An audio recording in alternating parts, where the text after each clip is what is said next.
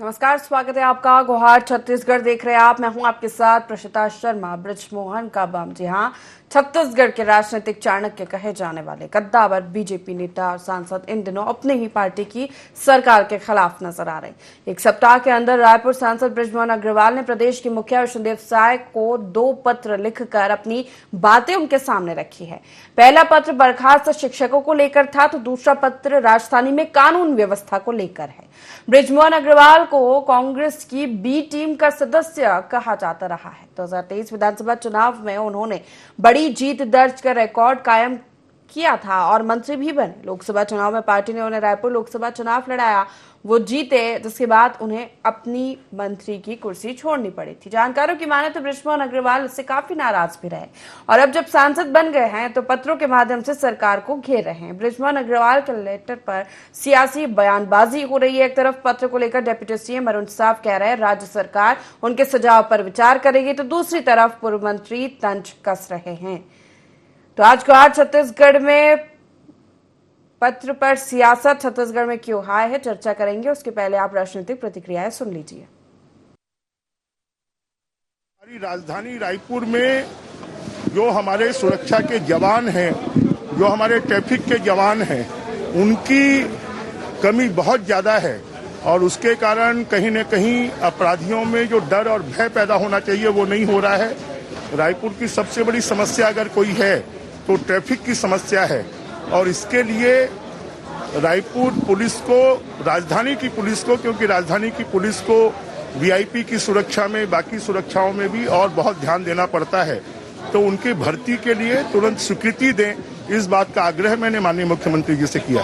BJP में लोकतंत्र है, जो कमियां हैं, कमजोरियां हैं, उनकी तरफ इंगित करना और उसमें सुधार लाना, ये बीजेपी की परंपरा में है। कम से कम अमरजीत भगत जी को तो ये बोलने का अधिकार नहीं है। कांग्रेस पार्टी जिसने राज्य की कानून व्यवस्था को 5 साल बदहाल किया, प्रदेश को अपराध का गढ़ बनाया, उसे इस विषय पर कुछ कहने का अधिकार नहीं है। पार्टी के हमारे वरिष्ठ नेता हैं, सांसद हैं आदरणीय बृजमोहन अग्रवाल जी, उन्होंने सरकार से को कुछ सुझाव दिया है, तो निश्चित रूप से सरकार उस पर विचार करेगी। ये तो सरकार के अंदर की बात बाहर खुल करके आ रही है, तालमेल का अभाव दिख रहा है। और पिछले बार तो उन्होंने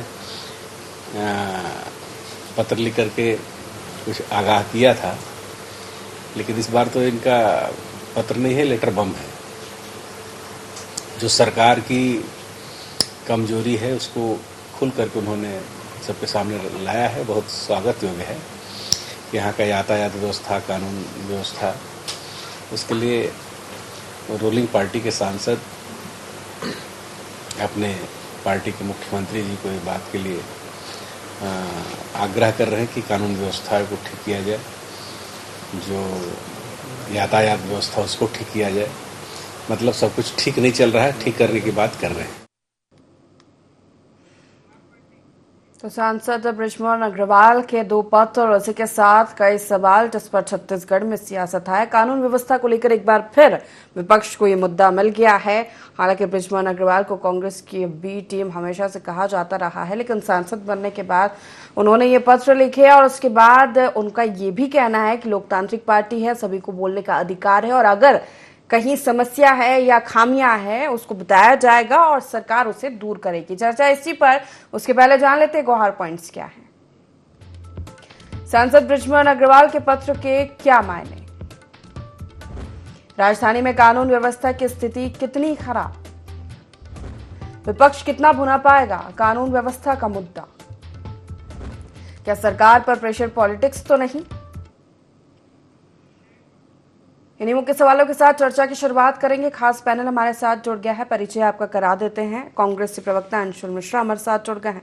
बीजेपी से प्रवक्ता वासु शर्मा जी हमारे साथ जुड़ गए हैं। वरिष्ठ पत्रकार मधुकर द्विवेदी जी हमारे साथ जुड़ गए। तीनों का बहुत स्वागत है। शुरुआत वासु जी चर्चा की आप ही से करना चाहूंगी कि 2 पत्र एक हफ्ते में और सवाल खड़े कर रहा है विपक्ष कि आपके पार्टी का अंदरूनी मामला है और इसके पहले भी सांसद बृजमोहन अग्रवाल को लेकर कई बयान विपक्ष की ओर से सामने आ चुके हैं कि वो नाराज है और इन पत्रों के माध्यम से अब क्या वो नाराजगी अपनी जता रहे हैं। हालांकि वो ये कह रहे हैं कि लोकतांत्रिक पार्टी और अगर कहीं कमी है तो उसको निश्चित ही दुरुस्त किया जाएगा और इसीलिए पत्र लिखा है।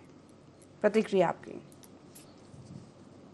देखिए प्रेषिता जी, बृजमोहन अग्रवाल जी भारतीय जनता पार्टी के वरिष्ठ नेता हैं और निश्चित रूप से अगर पार्टी को वो सुझाव देते हैं, सरकार को सुझाव देते हैं, क्योंकि पार्टी के सबसे वरिष्ठतम नेता में से हैं और उनका सुझाव अच्छा है। जैसे आपके पैकेज में चल रहा था, वो निश्चित रूप से रायपुर के सांसद होने के नाते अगर वो चिंता कर रहे हैं कि ट्रैफिक व्यवस्था सुधरने के लिए हमको और पुलिसिंग की जरूरत है और कानून व्यवस्था सुधारने के लिए और ज्यादा पुलिसिंग की जरूरत है, इसमें तो मुझे कहीं पर भी यानी ऐसी बात नजर नहीं आती कि इसमें गुटबाजी वाली बात है। बृजमोहन जी वरिष्ठ नेता है, सरकार को अगर सुझाव दे रहे हैं, इसमें कहीं पर भी गुटबाजी का भारतीय जनता पार्टी से कोई लेना देना नहीं है। आदरणीय बृजमोहन अग्रवाल जी लगातार भारतीय जनता पार्टी के सच्चे सिपाही रहे हैं और आगे भी भारतीय जनता पार्टी, और निश्चित रूप से उन्होंने ये भी कहा प्रेषिता जी, इस बात को भी कहा कि सरकार बहुत अच्छा काम कर रही है। निश्चित रूप से कई मामले में सुझाव देना है तो वरिष्ठ नेता के नाते वो सुझाव देते हैं। शिक्षा के मामले में सुझाव दिया, ट्रैफिक व्यवस्था के मामले में सुझाव दिया, रायपुर को और बेहतर कैसे, क्योंकि सांसद होने के नाते उनकी भी जिम्मेदारी है, निश्चित रूप से सुझाव दे रहे हैं सरकार को वो। इसमें कांग्रेस को क्यों गुटबाजी नजर आ रही है, मुझे समझ से परे है। अब कांग्रेस को वो सोच रहे हैं कि दूर से बैठ के हम मजे ले लें, तो कांग्रेस पार्टी केवल मजा ही ले सकती है। भारतीय जनता पार्टी में गुटबाजी नाम का कोई चीज नहीं है, क्योंकि कांग्रेस की तो खुद फैक्ट फाइंडिंग कमेटी, कानून व्यवस्था की स्थिति को लेकर तो विपक्ष शुरू से ही सवाल उठा रहा है और वो ये भी कह रहे हैं कि आपके मंत्री, आपके नेता और इस तरह के अगर पत्र लिखेंगे तो फिर कैसा सुशासन है। प्रेषिता जी, आप मुझे ये बताइए कि ऐसा पत्र में ऐसा क्या लिखा है जिसमें गुटबाजी नजर आ रही है? गुटबाजी वाली बात कहीं नहीं है। आप बताइए, अगर कोई सांसद है, उस क्षेत्र का सांसद है, अगर वो पुलिस की भर्तियों और भर्ती करना जिससे पुलिसिंग बेहतर होगी बोल रहा है, तो उसमें मुझे नहीं लगता गुटबाजी की बात है। कहीं कहीं दूर दूर तक गुटबाजी का, और उस बात को उन्होंने फिर से कहा कि सरकार अच्छा काम करती है, हमारी पार्टी लोकतांत्रिक पार्टी है, सारे लोग को बोलना है और सरकार बोल भी रहे। उप मुख्यमंत्री जी का आपके पैकेज में चला, उन्होंने कहा कि वरिष्ठ नेता ने सुझाव दिया तो निश्चित रूप से उसका अनुपालन किया जाएगा और बेहतर काम किया जाएगा। इसमें गुटबाजी की दूर दूर तक कोई बात नहीं प्रेषिता जी। ठीक है, ये अंशुल जी से इस पर प्रतिक्रिया। अंशुल जी, कहाँ गुटबाजी, ये सुझाव है, वरिष्ठतम नेता है, बीजेपी के सांसद है, तो निश्चित ही अपने क्षेत्र की समस्या बताएंगे और सरकार उस पर काम करेगी। आदरणीय प्रवक्ता जी को थोड़ा सा इस बात को समझने की आवश्यकता है कि there is a big lot of difference between गुटबाजी और आलोचना। अगर आपने सुझाव दिया है और सुझाव के लिए प्रेरित किया है और प्रेरित के लिए उस पर कार्य हो रहा है, उसे सुझाव की संज्ञा दी जाती है माननीय।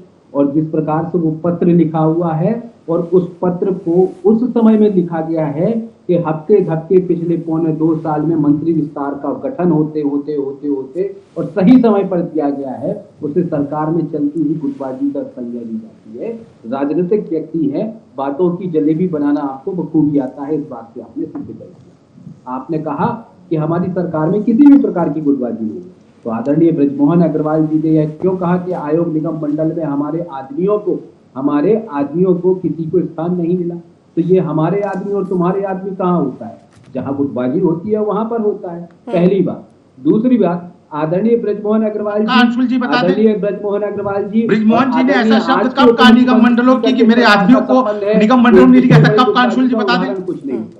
देखिए, मैं बीच में नहीं बोला हूँ, आप बोलिए ना, जनता को जवाब देंगे अपन। आदरणीय बृजमोहन अग्रवाल जी, आदरणीय माननीय मुख्यमंत्री जी के किस प्रकार के संबंध है और एकात्म परिसर में क्या हुआ है, जो मीडिया के सामने क्या आया है, ये कहीं ना कहीं गुटबाजी को इंगित करता है मान्यवर। तो गुटबाजी कितने चरम पर है, इस बात को आप थोड़ा सा धैर्यपूर्वक अगर आप मान लेंगे तो मैं समझता हूँ गुटबाजी कम हो पाएगी। और जैसे ही आपके बीच में गुटबाजी कम हो पाएगी तो जो मंत्री पद हमारे खाली पड़े हुए हैं, जिसमें पिछले 2 वर्षों से जनता का भरपूर नुकसान हो रहा है, जनता ने अधिकार दिया है आपको 13 मंत्री बनाने का, और संगठन और सत्ता में इतनी बड़ी खाई है, इतनी बड़ी गहराई है कि उन 2 व्यक्तियों को पूरे इतने सारे विधायक हैं आपके पास, देश में इतने सारे सांसद हैं, इतने प्रबल नेता हैं, आप 2 पद 3 पद रिक्त पद आप भर नहीं पा रहे हैं और आप यह कह रहे हैं कि हमारे यहाँ पर गुटबाजी नहीं है। तो मैं समझता हूँ कि बीजेपी ने गुटबाजी की परिभाषा ही बदल दी, या तो यूं कहें कि माननीय सारे प्रवक्ताओं ने गुटबाजी की परिभाषा बदल दी। अगर इसे गुटबाजी नहीं कहते मान्यवर, तो गुटबाजी शब्द जो है वो हिंदुस्तान में नहीं, पूरी पृथ्वी धरा पर, पूरे ब्रह्मांड में एग्जिस्ट ही नहीं करता होगा।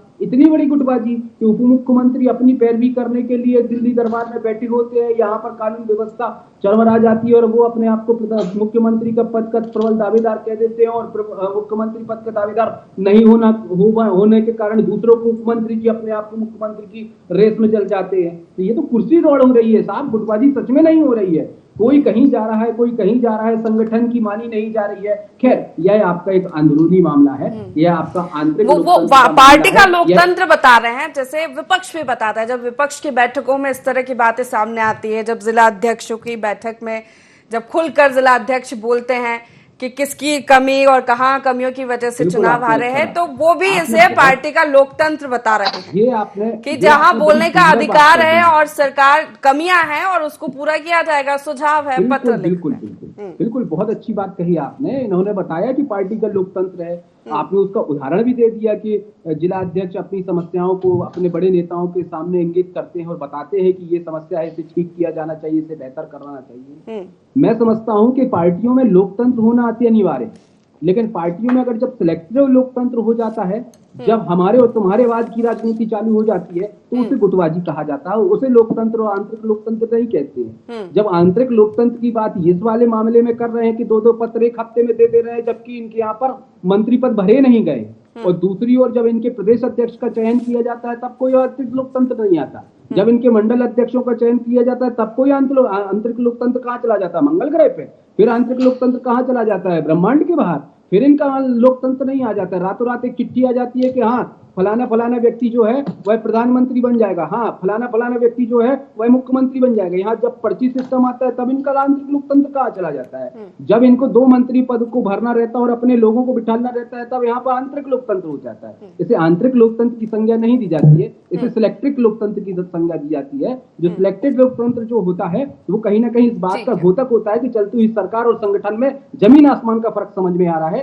इसलिए जो विरोधी दल होते हैं वो दूर से खड़े होकर इस बात को देखते हैं कि एक जमाना हुआ करता था कि लोकतंत्र के आदेश अनुसार हम खड़े हुए थे और बताते थे चलती हुई सरकार को कि कानून व्यवस्था छत्तीसगढ़ की चरमरा चुकी है। तब आंतरिक लोकतंत्र कहाँ चला गया था? इनके एक सारे नेता जिन्होंने आज पत्र लिखा है, इंक्लूडिंग वो भी, उनके स्वर मिलाते थे और कहते थे कि नहीं कोई भी व्यवस्था नहीं चरमराई है। जब इन्हें अपने 2 मंत्री बनवाना है तब उन्हें कानून व्यवस्था की याद आती है। चलिए ठीक है, लोकतंत्र है मोहतरमा ये। ठीक है, इसका जवाब लूंगी, लेकिन उससे आती हूँ आपके पास। लेकिन उससे पहले मधुकर जी की एक प्रतिक्रिया, वो बेहतर समझा पाएंगे कि ये जो वक्तव्य आपने सुने और जो सियासत छत्तीसगढ़ में चल रही है, कानून व्यवस्था को लेकर कई दफा चर्चा हो चुकी है, ये खराब है, जैसे सुधारने की जरूरत है। कई ऐसी घटना हमारे सामने उदाहरण भी है, लेकिन ये पत्र लिखना और फिर जब मंत्रिमंडल के विस्तार की चर्चाएं हैं और तमाम घटनाक्रम हो रहे हैं छत्तीसगढ़ की सियासत में, कहीं ये प्रेशर पॉलिटिक्स तो नहीं? सवाल ये भी खड़ा होता है। देखिए, आज आपने डिबेट में दोनों पार्टियों, कांग्रेस और भारतीय जनता पार्टी, दोनों पार्टियों के युवा प्रवक्ताओं को आमंत्रित किया है। मैंने दोनों की बात सुना, दोनों बहुत ही प्रतिभाशाली और शालीनता से बात करने वाले लोग हैं, अच्छा लगा मुझे सुन के। देखिए, बृजमोहन अग्रवाल जी ने कोई ऐसा विस्फोटक पत्र नहीं लिख दिया मुख्यमंत्री को। एक सांसद हैं और अनेक सांसद हैं, अनेक राजनेता हैं, अनेक विधायक हैं, यहाँ तक कि एक मंत्री दूसरे मंत्री को पत्र लिखते हैं, ये एक परंपरा है। और बृजमोहन जी ने ऐसा कोई सरकार की आलोचना करते हुए कोई पत्र थोड़ी लिख दिया। उन्होंने तो सामान्य सी बात लिखी है, मुख्यमंत्री जी को लिखा है कि भाई रायपुर राजधानी में पुलिस बल की कमी है और उसको बढ़ाया जाए। उन्होंने ऐसा तो लिखा नहीं कि रायपुर राजधानी बिल्कुल अपराधों का गढ़ हो गई और बिल्कुल यहाँ त्राही बची हुई है, ऐसा कुछ तो लिखा नहीं। सांसद जो होते हैं अपने क्षेत्र की समस्याओं को लेकर के, विभिन्न समस्याएं होती हैं। अब कल किसी स्कूल का भवन कमजोर है और अगर सांसद ने लिख दिया कि उस स्कूल का नया भवन बनाया जाए, तो इसका मतलब ये थोड़ी होता है कि सारे छत्तीसगढ़ के स्कूल जर्जर अवस्था में हैं और उसी पर एक चर्चा होने लगी और उसी पर आरोप प्रत्यारोप शुरू हो। अब देखिए, उन्होंने जो पत्र में लिखा है, बड़ी मुझे अच्छा लगा वो पत्र को, उनको देख करके उस पत्र को। वो लिखते हैं कि रायपुर राजधानी है और जनसंख्या का लगभग जनसंख्या 17-18 लाख की हो गई है, और अगर बिरगांव और आसपास के इलाकों को और जोड़ दिया जाए तो वो संख्या करीब 30 लाख पहुंच जाती है। अब राजधानी का विस्तार हो रहा है, पुलिस बल अभी बहुत ज्यादा बढ़ा नहीं है, यानी यहाँ का लगभग 3800 पुलिस बल है। बताइए, राजधानी में, स्टेट कैपिटल में 3800, 4000 भी पुलिस बल संख्या नहीं है राजधानी, और उसमें भी लगभग 800 रिक्त हैं। तो बताइए 3000 पुलिस कर्मियों के भरोसे राजधानी को कैसे चलाया जा सकता है? तो बृजमोहन अग्रवाल जी ने कुछ उल्लेख करते हुए कि देखिए साइबर क्राइम को भी रोकना है, वीआईपी मूवमेंट वगैरह भी यहाँ बहुत होता है राजधानी होने की वजह से, तो इसलिए पुलिस बल बढ़ाया जाए। उन्होंने सिर्फ पुलिस बल को बढ़ाने की बात कही है, उन्होंने ना तो अपनी सरकार की कोई आलोचना की है, ना कोई। देखिए, बृजमोहन जी एक सीजन पॉलिटिशियन है, कितने सालों मंत्री रहे हैं, सांसद रहे हैं, वो इस तरह ऐसा कुछ कर भी नहीं सकते हैं। और उनकी अपनी एक पहचान है, एक जिसको हम बोलचाल की भाषा में एक धाकड़ नेता कह सकते हैं, उस श्रेणी के वो नेता हैं। तो उनके पत्र को बहुत ऐसा न माना जाए कि उन्होंने कुछ ऐसा लिख दिया कि बिल्कुल अपनी सरकार पर ही बिल पड़े। सहज रूप से लिखा गया है, पत्र है वो, और तमाम पत्र लिखते हैं। अभी उनका एक पत्र बड़ी अच्छी बात, उन्होंने सहकारिता आंदोलन से जुड़े हुए जो इकाइयां हैं उन पर लिखा। अभी उन्होंने रेल मंत्री को एक बड़ा अच्छा पत्र लिखा कि रेल कनेक्टिविटी छत्तीसगढ़ में बढ़ाई जाए। तो सांसद हैं, ये बृजमोहन जी की अकेले बात नहीं है, प्रायः सभी सांसद हमारे छत्तीसगढ़ के बड़े सजग हैं, वो लिखते रहते हैं। ज्योत्सना महज जी भी पत्र लिखती रहती हैं, ध्यानाकर्षण कराती हैं, सभी सांसद लिखते हैं पत्र। तो ये कोई पत्र विस्फोट जैसी स्थिति इसको न माना जाए, ये सहज है और इससे कोई भूचाल थोड़ी ना आ गया है। ठीक है, कांग्रेस आनंद ले रही है, चुटकी ले रही है, कांग्रेस जागरूक विपक्ष है हमारे छत्तीसगढ़ में, तो स्वाभाविक तौर से मौका मिल जाता है तो चुटकी और चुटकियां लेने का सिलसिला शुरू हो जाता है। लेकिन भारतीय जनता पार्टी के प्रवक्ता ने बड़ी अच्छी बात कही कि देखिए, ये एक हमारी प्रक्रिया होती है, सरकार की तरफ ध्यानाकर्षण कराना, ये एक जागरूक सांसद का, जागरूक जनप्रतिनिधि का, चाहे वो किसी भी दायित्व का निर्वहन कर रहा हो, अगर वो लिखता है तो बड़ी अच्छी बात है। विपक्ष के तमाम लोग लिखते हैं, विपक्ष के विधायक पत्र लिखते हैं मुख्यमंत्री को, मंत्रियों को लिखते हैं, तो एक अच्छी बात है। ये एक आप हम कह सकते हैं इसको कि एक जागरूकता की निशानी है, क्योंकि सांसदों के पत्र से, विधायकों के पत्र से, इवन मंत्रियों के पत्र से सीएम सचिवालय भी सचेत होता है, मुख्यमंत्री जी तक बात जाती है, और ये अच्छी बात है, एक अच्छी परंपरा है। मुझे लगता है कि ये जारी रहनी चाहिए। मैं तो समझता हूँ कि ये जागरूकता का एक तरह से ये एक प्रबल जागरूकता है। कोई भी जागरूक जनप्रतिनिधि, यही तो उसकी विशेषता होनी चाहिए कि वो पत्र लिखे, ध्यानाकर्षण कराए, टेलीफोनिक कन्वर्सेशन करे। और बृजमोहन जी ने जो पत्र लिखा है, मुझे लगता है वो रायपुर में पुलिस बल बढ़ाने की मांग को मद्देनजर लिखा गया है, और एक जागरूक विधायक, जागरूक सांसद को, जागरूक जनप्रतिनिधि को ऐसा ही होना चाहिए। ठीक है, जवाब लेते वासु जी से। जी, प्रशिया जी, निश्चित रूप से वरिष्ठ पत्रकार महोदय ने जिस अच्छे से समझाया है, और इस पत्र के माध्यम से जो बृजमोहन अग्रवाल जी कहना चाह रहे हैं, निश्चित रूप से उनकी बात से बिल्कुल सहमत हूँ। वो वरिष्ठ सांसद होने के नाते और छत्तीसगढ़ के वरिष्ठतम नेता होने के नाते और प्रॉपर सांसद होने के नाते अगर किसी बात को कह रहे हैं सरकार से, चाहे वो कांग्रेस की भी सरकार हो, चाहे भारतीय जनता पार्टी की सरकार हो, अगर वो कह रहे हैं तो अगर कुछ खामियां होगी तो सरकार का काम है उसको पूरा करना। इसमें राजनीति वाली बात नहीं है। राजनीति और गुटबाजी किसे कहते हैं, मैं आपको दो छोटे छोटे उदाहरण दे देता हूँ। अभी आपने जो कांग्रेस के जिलाध्यक्षों की बात कही, कांग्रेस के जिलाध्यक्ष जब दिल्ली गए थे तो वहां के जो वरिष्ठ नेता हैं, जिलाध्यक्ष हैं, जो कह रहे हैं कि पार्टी में कैडर नहीं है, ये नेताओं की पार्टी बन गई है, केवल नेताओं के गुट यहां पर हैं, पार्टी के कार्यक्रमों में कोई नहीं जाता, नेता जब आता है तब लोग पहुंचते हैं, इसे कहते हैं गुटबाजी। और आपकी जो फैक्ट फाइंडिंग कमेटी है प्रीशिता जी, आपको भी पता होगा, लोकसभा के बाद इनके राष्ट्रीय नेतृत्व ने फैक्ट फाइंडिंग कमेटी बनाया था, ये भारतीय जनता पार्टी ने नहीं बनाया था। और उस फैक्ट फाइंडिंग कमेटी ने खुद स्वीकारा है कि कांग्रेस में आपसी गुटबाजी के चक्कर में जो विधानसभा में मजबूत स्थिति में कांग्रेस थी वो हार गई। वो कारण सिर्फ एक था कि आपसी गुटबाजी के चक्कर में, ये खुद कांग्रेस पार्टी स्वीकार चुकी है, और समय दर समय उनकी गुटबाजी निकल के आती रहती है। और बृजमोहन अग्रवाल जी, चाहे रायपुर की बात हो, चाहे संसद में, लोकसभा में बात हो, सरकार से प्रश्न पूछते हैं, विधानसभा में भारतीय जनता पार्टी के विधायक भी सरकार से प्रश्न पूछते हैं। इसमें गुटबाजी के कहीं पर भी कोई बात नहीं है। कहिए, कांग्रेस पार्टी हमेशा बृजमोहन अग्रवाल जी के नाम से राजनीति करने में उतारू है। कुछ दिन पहले तक ये कहते थे, जब उपचुनाव हो रहा था तो बृजमोहन अग्रवाल को किनारे कर दिया गया है, बृजमोहन अग्रवाल को भारतीय जनता पार्टी पूछती ही नहीं है। और जब सुनील सोनी जी को टिकट मिल गया तो ये कहने लग गया बृजमोहन अग्रवाल की चलने लग गई है, अब बृजमोहन अग्रवाल को पार्टी में सबसे बड़ा नेता मान रहा है। तो कांग्रेस खूब तय कर ले कि क्या कहना चाहती है वो, पहले खुद को देख ले। भारतीय जनता पार्टी और बृजमोहन अग्रवाल जी सच्चे सिपाही हैं भारतीय जनता पार्टी के, और भारतीय जनता पार्टी के साथ कंधे से कंधा मिलाकर वो चलते हैं। ठीक है अंशुल जी। बड़ी सुंदर बात निकल के आई। आदरणीय वरिष्ठ पत्रकार महोदय ने भी सही अच्छी बात बताई कि इंसान को बेहतरी करने के लिए बिल्कुल प्रयासरत रहना चाहिए, पत्र लिखते रहना चाहिए, चाहे वो खुद की सरकार के साथ हो, चाहे विपक्षी सरकार के साथ हो, चाहे अन्य विशेष तौर के पास। हम एक सामाजिक जीवन में रहते हैं और हमारा सबका अपना अपना एक दायित्व होता है। इस पैनल में बैठे हुए सभी मान्यवरों को अभी अपना एक दायित्व होता है जिसे अपने पत्र के या वक्तव्य के माध्यम से वह प्रेषित कर सकता है। लेकिन प्रश्न कहाँ आकर उठता है, जागरूकता कहाँ पर सिलेक्टिव जागरूकता हो जाती है। थोड़ा सा उसका उदाहरण देना चाहता हूँ। आज के 6 महीने पूर्व जब कांग्रेस इस बात का विरोध कर रही थी, जब कांग्रेस सड़कों पर खड़ी हुई थी और यह कहती थी कि छत्तीसगढ़ में कानून व्यवस्था चरमराई हुई है, पुलिस बल ज्यादा तैनात करना चाहिए, लोगों के लिए संतोषी का जीवन जीने के लिए सरकार को प्रयासरत होना चाहिए, यहाँ पे दिन दहाड़े बेटी का रेप हो जाता है, सरकार को इस बात के बारे में खड़े रहना चाहिए। तब उसी समय आदरणीय सांसद महोदय जी की जागरूकता पता नहीं कहां चली गई थी, दिल्ली में रह गई थी कि देश के बाहर चली गई थी। वो चलती हुई सरकार के साथ सुर मिलाते हुए आदरणीय वरिष्ठ पत्रकार जी का थोड़ा सा मैं चाहूंगा कि उस बात को इंगित करना चाहूंगा कि आदरणीय सांसद जी के जो थे उसी समय सरकार के साथ सुर मिलाकर हुए कहते थे कि ये कांग्रेस को किसी प्रकार का लेना देना नहीं है, इनके पास कोई भी प्रकार का मुद्दा नहीं है, विषय नहीं है, इसलिए ये मुद्दा बना रहे हैं। यहाँ पर छत्तीसगढ़ में कानून व्यवस्था बहुत अच्छे से चल रही है।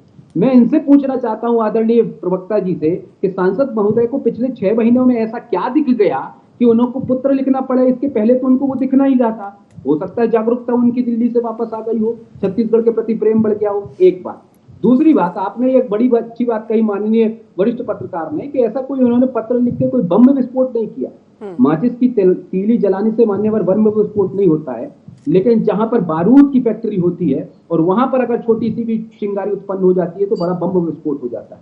यहाँ बारूद का मतलब बीजेपी में चल रही अंतरकलह से यहाँ पर 6 महीने बाद जब यहाँ पर मंत्रिमंडल का विस्तार होने की बारी आती है, मंत्रिमंडल उसी समय संयोग होता है कि मंत्रिमंडल विस्तार होता है, वो हालांकि नहीं हुआ है, और उसी समय ये 2 प्रकार के पत्र आ जाते हैं। इससे कहीं ना कहीं विस्फोट की संज्ञा दे जानी उचित हो जाती है। ठीक है, जवाब देंगे। ठीक है, इसका जवाब देंगे वासु जी। ये आप मंत्रिमंडल से इसको कनेक्ट किया जा रहा है, सिलेक्टिव ये बता रहे हैं। 2.25 वर्ष हो गए मंत्रिमंडल से हम कनेक्ट नहीं कर रहे हैं। देखिए अंशुल जी को वही अभी कहा ना, वरिष्ठ पत्रकार दूर से बैठ के कांग्रेस पार्टी जवाब लेते हैं अंशुल जी, जवाब लेते हैं।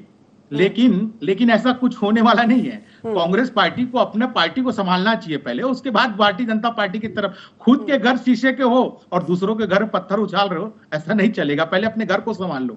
दूसरी बात, अंशुल जी कह रहे हैं बृजमोहन अग्रवाल जी को अभी याद क्यों आई। बृजमोहन अग्रवाल जी अभी भी कानून व्यवस्था पर सवाल नहीं उठा रहे हैं। वरिष्ठ पत्रकार महोदय ने सिंपल और सरल शब्दों में समझाया है कि वो कह रहे हैं कि रायपुर में पुलिस बल की और आवश्यकता है तो भर्ती की जानी चाहिए। इसमें कानून व्यवस्था में कहा कौन सा सवाल उन्होंने उठा दिया। ये कांग्रेस पार्टी को क्यों ऐसा लग रहा है। कानून व्यवस्था पे सवाल जब उठाते हो तो पिछले 5 साल का ट्रैक रिकॉर्ड देख लो अपने समय का, तो समझ आएगा क्यों कानून व्यवस्था पे सवाल उठते थे। तो इसलिए राजनीति आप कर रहे हो, जनता भी समझ रही है। इसलिए जब लगातार चुनाव में आपको पराजय मिल रहा है तो राजनीति आप करते रहिए, लेकिन जनता के लिए काम कौन कर रहा है, उसका नाम है भारतीय जनता पार्टी। जितना काम आप लोगों ने 5 साल में नहीं किया उतना हम लोग 1.5 साल में। छोटा जवाब अंशुल जी, फिर चूंकि समय की कमी है मैं फिर आखिरी प्रतिक्रिया मधुकर जी से लूंगी। अंशुल जी अभी तुरंत देखिए, इसको बोलते हैं दल बदल जाना, मन बदल जाना, तन बदल जाना। एक मिनट मधुकर जी आ रहे हो मधुकर जी आपके पास। हाँ, प्रश्न बदल जाना, उत्तर बदल जाना। 1 सेकंड में बीजेपी की प्रवक्ता जो है तुरंत बदलते हुए नजर आ रहे हैं। कानून व्यवस्था की बात थोड़ी ना कर रहे हैं बृजमोहन अग्रवाल जी। तो यह व्यवस्था के मामले में राजनीति आनी ही नहीं चाहिए। इसका मतलब जो बृजमोहन अग्रवाल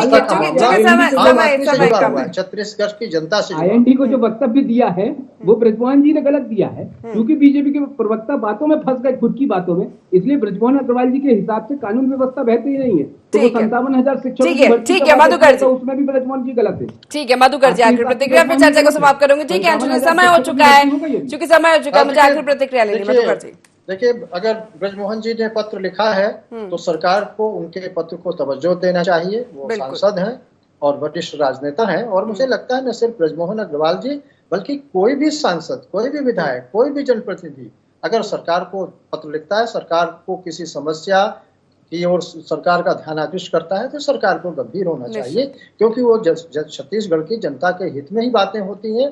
और किसी भी लोकतांत्रिक व्यवस्था में किसी भी सरकार का दायित्व होता है, धर्म होता है। बिल्कुल, पत्र लिखा है तो बड़ी बात यह कि अगर कमियां बताई गई है, जहां काम करने की सरकार को जरूरत है तो उस पर काम हो, और अगर नहीं होता है तो फिर सवाल खड़े होंगे कि आखिर क्यों काम नहीं हो रहा है। तीनों मेहमानों को बहुत शुक्रिया हमारे साथ इस चर्चा में शामिल होने के लिए। तो बृजमोहन अग्रवाल ने एक हफ्ते में 2 पत्र लिखे जिस पर सियासत आए है, विपक्ष ने मुद्दा बना लिया है। हालांकि इसे लोकतंत्र बताया जा रहा है, स्वाभाविक सा पत्र बताया जा रहा है जिन पर सरकार को काम करने की जरूरत है। देखने वाली बात होगी इस पर सियासत कब तक होती है। फिलहाल गुहार छत्तीसगढ़ में इतना ही। बने रहिए IND24 के साथ। नमस्कार।